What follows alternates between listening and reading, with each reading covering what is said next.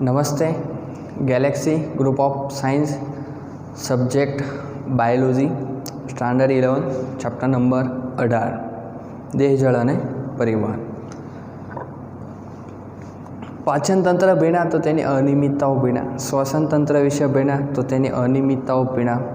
हवे बात आवे छे कि आपणे आखुं चैप्टर भीना छीए तो एमां हार्टमां ने एमां जो प्रॉब्लम थाय तो शुं थाय, एटले के परिवहन तंत्रनी अनियमितताओं के परिवहन तंत्रनी अनियमितताओं विषे आपणे आज अभ्यास करीशुं। के ब्लडनुं परिवहन सरखी रीते ना थाय अथवा धमनीनी अंदर कोई प्रॉब्लम उत्पन्न थाय, जेम के गांठ अथवा हृदय सरखी रीते काम ना करे तो शुं शुं प्रॉब्लम थाय एना विषे आज आपणे थोड़ी बात करीशुं। तो अलग अलग प्रकारनी खामीओ अने अनियमितताओं उत्पन्न थाय छे, जेम के उच्च रुधिर दाब, जेमने हाइपर टेन्शन तरीके ओळखवामां आवे छे। बीजा शब्दों में आपणे केवुं होय तो हाइपर टेन्शन तरीके ओळखवामां आवे छे। सेकेंड अनियमितता छे हृद धमनी रोग अथवा एथेरोस्क्लेरोसिस एटले CAD एटले के coronary artery disease. Third angina अथवा पेक्टोरिस तरीके पण ओळखवामां आवे छे। फोर्थ हृदयनुं निष्फळ जवुं अथवा कॉन्जेस्टिव हार्ट फेलर एटले के हुमलो। तो एक एक रोग विषे आपणे अभ्यास करीए। तो सौथी पहला बात करिए आपणे उच्च रुधिरदाब। उच्च रुधिरदाब एटले के हाइपरटेन्शन के आपણા शरीરમાં જે ધમની અને શીરા હોય તેની અંદર બ્લડનું પરિવહન હંમેશા દબાણ હેઠળ થતું હોય। આ જે દબાણ હેઠળ પરિવહન થાય છે તેનું માપન થતું હોય, એટલે કે પારાના દબાણના મિલીમીટરના આધારે એનું દબાણ થતું હોય, એટલે કે mmSg તરીકે આપણે એને ઓળખીએ છીએ। તે શ્વસનવાળા ચેપ્ટરમાં વાત થઈ હતી। તો કોઈ પણ તંદુરસ્ત વ્યક્તિ હોય, એટલે કે પુખ્ત વ્યક્તિ હોવો જોઈએ, તંદુરસ્ત હોવો જોઈએ, તો એની અંદર જ્યારે રુધિર દબાણ માપવામાં આવે છે ત્યારે કેટલું હોય તો કે 120/80, એટલે કે 120 એટલે સિસ્ટોલિક દબાણ થયું। સિસ્ટોલિક દબાણ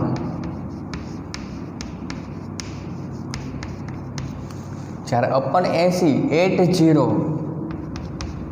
એટલે તે डायस्टोलिक दबाण कहेवामां आवे छे। सरखी रीते समझो। तंदुरस्त पुख्त स्वस्थ व्यक्ति होय तेनी अंदर रुधिर दाब बे रीते मपातुं होय, एक सिस्टोलिक रुधिर दबाण अने एक डायस्टोलिक के संकोचन समये शुं होय अने विकोचन समये केटલું दबाण होय एना आधारे बे आपणे दबाणना एकमो એટલે કે આંકડાકીય માહિતી મળતી હોય કે 120/80 120/80। तो ऊपर आंकड़ो लख्यो, एक नीचे लख्यो, तो ऊपर जे आंकड़ो लख्यो छे 120 तेमने सिस्टोलिक दबाण तरीके ओळखवामां आवे छे। જ્યારે નીચેની તરફ આંકડો લખવામાં આવે છે 80 તેમને ડાયસ્ટોલિક દબાણ તરીકે ઓળખવામાં આવે છે। અને કઈ રીતે છે તો કે પારાના દબાણના મિલીમીટરના આધારે આંકડા આપવામાં આવ્યા હોય। પણ ઉચ્ચ રુધિરદાબ એટલે કે હાઇપરટેન્શન નામનો રોગ થયો છે એ ક્યારે ખબર પડે તો કે સિસ્ટોલિક દબાણ 120 હતું અને डायस्टोलिक दबाण 80 हतुं ते वधी जाए अने सिस्टोलिक दबाण होय तो 140 करता वधी जाए, 120 मांथी 140 अप थई जाए अने डायस्टोलिक दबाण 80 मांथी 90 करता वधी जाए। त्यारे जे व्यक्ति होय तेमने हाइपरटेन्शन वाली व्यक्ति तरीके ओळखवामां आवे छे, उच्च रुधिर दाब धरावती व्यक्ति। हजी एक बार समझिए कि तंदुरस्त स्वस्थ पुख्त व्यक्ति होय तेनी अंदर रुधिर दाब केटलो होय नॉर्मल તો કે 120/80.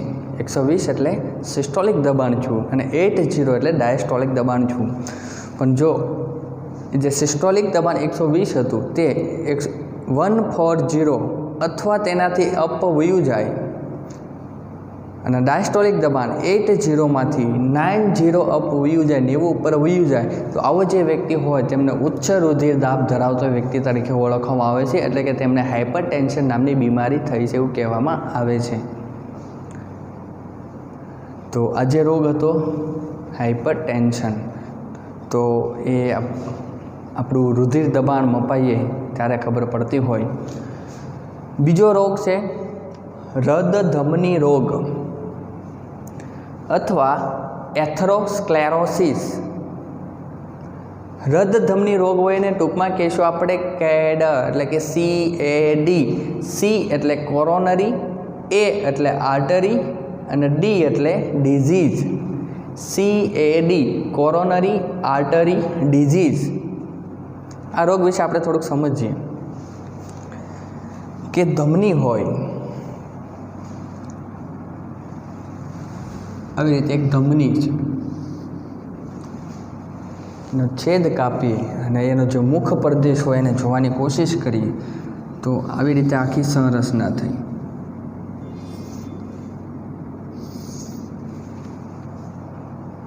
આ મુખ પ્રદેશ એટલે કે આ પોલાણવાળો વિસ્તાર છે અને આખી નળી છે ધમની.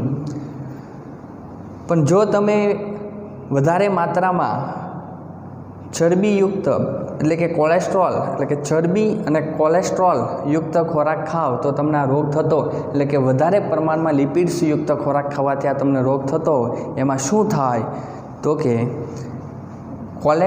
કોલેસ્ટેરોલ હોય તેમના જે કણો હોય તે ધમનીની દિવાલ હોય, આપણે દિવાલ થોડીક જાડી દર્શાવીએ જેથી કરીને આપણને સમજવામાં સરળતા રહે.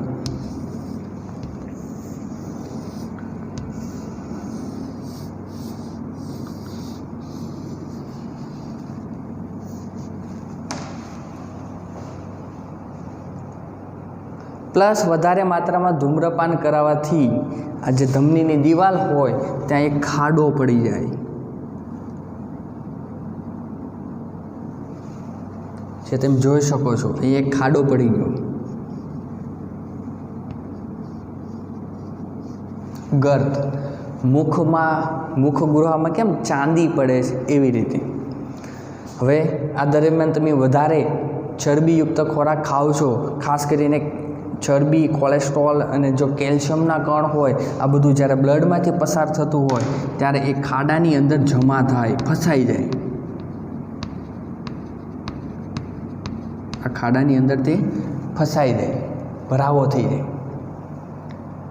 આ દરમિયાન શું થાય તો કે આપણા શરીરમાં કોઈ પણ સ્થાને ઘા વાગે તો સેલ ડિવિઝન થાય અને એને પૂર્ણ કરવામાં આવતું હોય રૂઝાવ. તો એ જ રીતે જે ચાંદી પડી છે એટલે કે ખાડો પડ્યો છે, ગર્ત પડ્યો છે ધમનીની અંદર, એને સમારકામ કરવાનું સ્ટાર્ટ થાય તંતુમય પેશીઓની મદદથી, પ્લસ કોષો, અને એક ફરતું એ ગ્રોથ કરે. પણ વચ્ચે ખાડાની અંદર ગર્તમાં કેલ્શિયમ, ચરબી અને કોલેસ્ટ્રોલનો ભરાવો થઈ ગયો છે, તો એક પ્રકારની ગાંઠ બની ગઈ. હવે આ ગાંઠ હોય એ કદાચ મોટી હોય એવું સમજો કે અવળા કદની છે, મોટા કદની. એનું કાંઈ નક્કી ના હોય, નાના કદની હોય પણ મોટા કદની પણ હોય. પણ એવું સમજો કે વધારે મોટા કદનું છે તો પહેલાં એનું પોલાણ એટલું હતું ધમનીનું, ત્યારે જે બ્લડનો ફ્લો હતો એ વધારે હતો. પણ હવે ત્યાં ગાંઠ ઉત્પન્ન થઈ છે એટલે બ્લડના પરિવહન થવા માટે અડચણ ઉત્પન્ન થશે.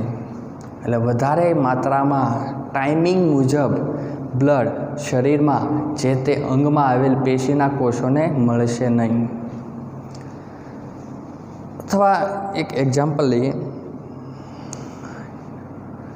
નળ આખો ખોલો તો પાણીનો ફ્લો વધારે આવે. પણ હું એમ કહું છું, જો એનું પોલાણ તો સરખું જ છે, પણ નળને તમે અડધો ખોલો, હાફ, તો પાણીનો ફ્લો ઓછો થઈ જશે. બીજું એક એક્ઝામ્પલ સમજીએ કે નળ હોય નળની નીચે એક ડોલ રાખી દો, નળ આખો ખોલો અને આખી ડોલ ભરાય ત્યાં સુધીનો ટાઈમિંગ નોટ કરો. એ જ નળ નીચે બીજી ડોલ મૂકો અને નળ હોય એને અડધો ખોલો અને આખી ડોલ ભરાય ત્યાં સુધીનો તમે ટાઈમિંગ નોંધ કરો. તો સૌથી પહેલાં કઈ ડોલ ભરાશે? તો કે આખો નળ ખોલેલી હતી તે. પછી કઈ ભરાશે? તો કે અડધો નળ ખોલેલી હતી તે. તો કહેવાનો મતલબ એમ કે આપણી જો ધમની અને શિરાઓના પોલાણ સરખા હોય, એમાં કોઈ અડચણ ના હોય, તો શરીરના વિવિધ અંગોને બ્લડ પૂરતા ટાઈમિંગ મુજબ મળી રહે છે. પણ જ્યારે તેમાં ગાંઠ ઉત્પન્ન થઈ જાય તો બ્લડના પરિવહનમાં પરેશાની ઉત્પન્ન થતી હોય.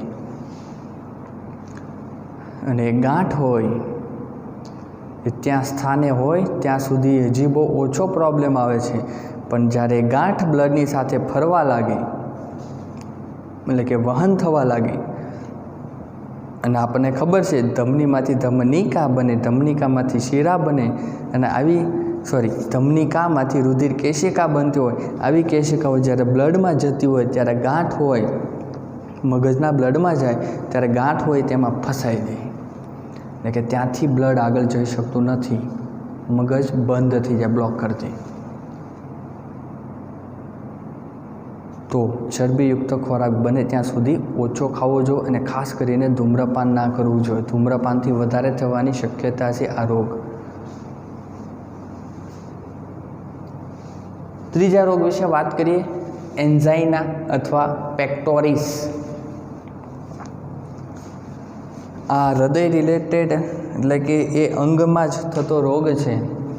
માની લો કે આપણું એક હૃદય છે, ઉપરના બે કર્ણકો, નીચેની તરફ બે ક્ષેપકો. તો હૃદયની અંદર બ્લડ તો આવે જ છે, પણ હું એમ કહું છું કે હૃદયની જે દિવાલ હોય તેને પણ બ્લડની જરૂરિયાત હોય. કોના જેવી વાત થઈ? તો કે ફુગાની અંદર પાણી તો આવે જ છે, પણ ફુગાની દિવાલને પણ પાણી મળવું જોઈએ. એના જેવી વાત થાય કે હૃદય હોય એનો છેદ કાપીએ આપણે, એની દિવાલનો, હૃદયની દિવાલ હોય એનો છેદ કાપીએ તો આવી રીતે તેની દિવાલ થાય. આ દિવાલ હોય તેની અંદર અતિ સૂક્ષ્મ રુધિર કેશિકાઓ પસાર થતી હોય. તો હૃદયની દિવાલ હતી એનો છેદ લીધો અહીંયા અને અભ્યાસ કરવામાં આવ્યો તો તેની અંદર નાની નાની સૂક્ષ્મ રુધિર કેશિકાઓ પ્લસ ચેતાઓ પણ જોવા મળે છે. તો હૃદયને ધબકવા માટે પ્લસ એને જીવંત રહેવા માટે હૃદયની દિવાલને પણ પૂરતી માત્રામાં ઓક્સિજન પ્લસ પોષક ઘટકો મળી રહેવા જોઈએ. પણ નથી મળતા, પ્રોબ્લેમ ઉત્પન્ન થાય ત્યારે આ રોગ થાય, એટલે કે એન્ઝાઇના અથવા પેક્ટોરિસ. એટલે કે કહેવાનો મતલબ એમ કે હૃદયની દિવાલ હોય તેની અંદર જે સ્નાયુ હોય તેને પૂરતા પ્રમાણમાં ઓક્સિજન મળતો નથી. પૂરતા પ્રમાણમાં ઓક્સિજન ના મળે એટલે સ્નાયુ કામ ના કરે, સ્નાયુ કામ ના કરે એટલે સંકોચન વિકોચન થવામાં અડચણ ઉત્પન્ન થાય, એટલે હૃદય સરખી રીતે ધબકી ના શકે, માણસ ફેલ ઉપર.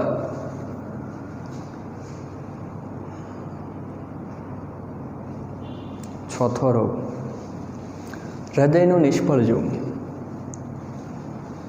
જેને કોન્જેસ્ટિવ હાર્ટ ફેઇલર તરીકે ઓળખવામાં આવે છે.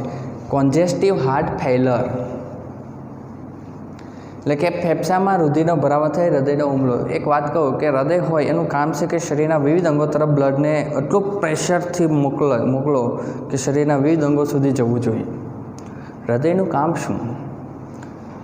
તો કે બ્લડની અંદર એટલું દબાણ ઉત્પન્ન કરો કે શરીરના દૂરના સ્થાને આવેલા અંગોની અંદર અતિ સૂક્ષ્મ દિવાલની અંદર કેપિલરી હોય, ત્યાં કોષ હોય, ત્યાં હરેક સ્થાન સુધી બ્લડ જવું જોઈએ. પણ હૃદય કામ નથી કરતું, છેક સુધી બ્લડ પહોંચાડી શકતું નથી. ત્યારે આ ખામી ઉત્પન્ન થતી હોય ત્યારે થાય શું એક્ઝેક્ટલી તમને કહું, જેને આપણે હૃદય રોગનો હુમલો પણ આપણે કહીએ છીએ. નહીં કહેતા કે એક હુમલો આવ્યો, બીજો આવ્યો, ત્રીજો આવે એટલે ફાઇનલ માણસ ફેલ. તો એ રોગ છે આ હૃદયનું નિષ્ફળ જવું. એમાં શું થાય તો કે હૃદય હોય એ પોતાનું જે દૈનિક કામ કરતું હોય 24 કલાક એ સરખી રીતે નથી કરતું. એમાં તેની અડચણ ઉત્પન્ન થાય છે અને એના લીધે શું થાય તો કે આપણું ફેફસું હોય લંગ્સ તેની અંદર બ્લડનો ભરાવો થઈ જાય। હવે ફેફસાની અંદર બ્લડનો ભરાવો થઈ જાય એટલે જે માત્રા શરીરમાં હોવી જોઈએ બીજા સ્થાને ત્યાં બ્લડની અછત વર્તાણી, પ્લસ ફેફસામાં તો વાયુ હોવો જોઈએ, બ્લડ ના હોવો જોઈએ અને હુમલો આવી જાય છાતીમાં, આમ કરે એટલે માણસ ફેલ। એટલે કે હૃદયનું નિષ્ફળ જવું એટલે કોન્જેસ્ટિવ હાર્ટ ફેલર, એટલે કે ફેફસામાં રુધિરનો ભરાવો થઈ જાય જેને હૃદયનો હુમલો તરીકે ઓળખવામાં આવે છે। કેમ? હૃદય સરખી રીતે કામ નથી કરતું। અથવા કોઈ એક વ્યક્તિને તમે રાખ્યો છે તમારી ફેક્ટરીમાં કે એને ફેક્ટરીની અંદર જે કાંઈ મોમેન્ટ થાય એની ઉપર નજર રાખવાની, એટલે કે જે કાંઈ પ્રોડક્શન બને છે કેટલું બન્યું, કેટલું મટીરિયલ્સ વપરાણું, કેટલી નિકાસ થઈ, કેટલા મટીરિયલ્સની આયાત થઈ વગેરે વગેરે આખો હિસાબ રાખવાનો છે। ડેઈલી કમ્પ્લીટ કામ કરવાનું છે। પણ જો એ વ્યક્તિ કામ સરખી રીતે પોતાનું નહીં કરે, એને જેટલું કામ આપવામાં આવ્યું છે એટલું કામ તે વ્યક્તિ કરતી નથી, તો કંપનીને ખોટ વર્તાશે અને બંધ કરવી પડે। તો આ સમયે તે કંપનીનો જે માલિક હોય તે તેમને રજા આપી દેશે, કારણ કે જે કામ કરવા એને કીધું છે કે એટલું કામ કરવાનું એટલું નથી કરતો, તો એ માણસ ફેલ થઈ ગયો ગણાય, એ એના કામ કરવામાં ચાલે જ નહીં, માણસ ફેલ। તો એની જેમ હૃદયને જે કામ કરવાનું છે એ કામ નથી કરતું એટલે ફેલ થઈ જાય। હૃદય ફેલ થાય એટલે આપણે ફેલ જ થઈ જાય ને। એટલે કે કહેવાનો મતલબ એમ કે આવી રીતે ઘણા બધા ઇસ્યુ આવતા હોય તો જે એકવાર વાત કરીએ કે પહેલો રોગ હતો ઉચ્ચ રુધિરદાબ એટલે કે હાઇપરટેન્શન, સેકન્ડ હૃદયધમની રોગ એટલે કે એથેરોસ્ક્લેરોસિસ અથવા CAD coronary artery disease, third angina અથવા પેક્ટોરિસ, ફોર્થ હૃદયનું નિષ્ફળ જવું અથવા કોન્જેસ્ટિવ હાર્ટ ફેલર એટલે કે હૃદયનો હુમલો। તો પહેલો જે રોગ હતો ઉચ્ચ રુધિરદાબ, એ આપણા શરીરમાં જે બ્લડ હોય તે હંમેશા દબાણ હેઠળ વહન પામતું હોય, એ દબાણ હોય 120/80 એ વધીને 140/90 હોવું જાય તો આ રોગ આપણને થતો હોય। હૃદયધમની રોગ એટલે શું? તો કે ધમનીની અંદર ગાંઠ બનવી। શોર્ટમાં તમને યાદ રાખવાની કોશિશ કરું। થર્ડ એન્ઝાઇના અથવા પેક્ટોરિયસ એટલે શું? તો કે હૃદયની અંદર જે સ્નાયુ હોય તેને પૂરતા પ્રમાણમાં ઓક્સિજન નથી મળતો। અને ફોર્થ હૃદયનું નિષ્ફળ જવું એટલે કે હૃદયને જેટલું કામ સોંપવામાં આવ્યું છે, આપવામાં આવ્યું છે એટલું નથી કરતું, ફેલ। તો આવી રીતે ટૉપિક હતો ને અહીંયા આપણું ચેપ્ટર પૂર્ણ થાય છે। Thank you so much.